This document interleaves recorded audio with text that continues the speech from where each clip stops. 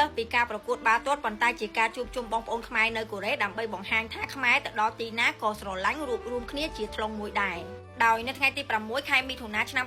2026នេះបានឃើញស្ថានទូតខ្មែរប្រចាំនៅប្រទេសកូរ៉េសហការជាមួយនឹងក្រសួងការងារបានរួមគ្នារៀបចំនៅកម្មវិធីប្រកួតកីឡាបាល់ទាត់មួយនៅលើទឹកដីនៃប្រទេសកូរ៉េផ្ទាល់តែម្ដងដែលអាចឲ្យបងប្អូនខ្មែរយើងនៅទីនោះគាត់អាចចូលរួមប្រកួតបាល់ទាត់នេះបានដើម្បីយកពានរង្វាន់ណាពុកម៉ែបងប្អូនទាំងអស់គ្នាដែលនេះវាមិនមែនជាបាល់ទាត់ធម្មតានោះទេប៉ុន្តែជាបាល់ទាត់ដែលបង្ហាញពីសាមគ្គីភាពស្មារតីកីឡារបស់ពលរដ្ឋខ្មែរនៅក្នុងប្រទេសកូរ៉េនឹងតែម្ដងពីព្រោះអីបងប្អូនពីព្រោះអីការធ្វើបាល់ទាត់នេះគឺដើម្បីបងប្អូនខ្មែរយើងបានជួបជុំហើយបងប្អូនខ្មែរយើងទៅជួបជុំនេះហើយដែលបង្ហាញឲ្យពួកអាចរសៀមឃើញថាខ្មែរយើងទៅដល់ទីណាក៏នៅតែរួបរวมសាមគ្គីហើយស្រឡាញ់យកអាសាគ្នាផងដែរដូច្នេះហើយសង្ឃឹមថាក្រសួងការងារនឹងបន្តបង្កើតនូវកម្មវិធីបែបនេះដើម្បីឲ្យបងប្អូនខ្មែរយើងនៅកូរ៉េនៅជប៉ុនអីក្តីនឹងគាត់មានពេលវេលាជួបជុំបងប្អូនខ្មែរយើងនាថ្ងៃឈប់សម្រាកពីការងារគាត់គឺនៅថ្ងៃចុងសប្តាហ៍នឹងតែម្ដងជួបជុំបងប្អូនខ្មែរបង្ហាញពីស្មារតីរួបរวมឲ្យពួកចៅសៀមឃើញថាខ្មែរទៅដល់ទីណាក៏ខ្មែរស្រឡាញ់គ្នាហើយរួបរวมគ្នាជាធ្លុងមួយបែបនេះផងដែរអត់ភ្លេចគ្នានោះទេ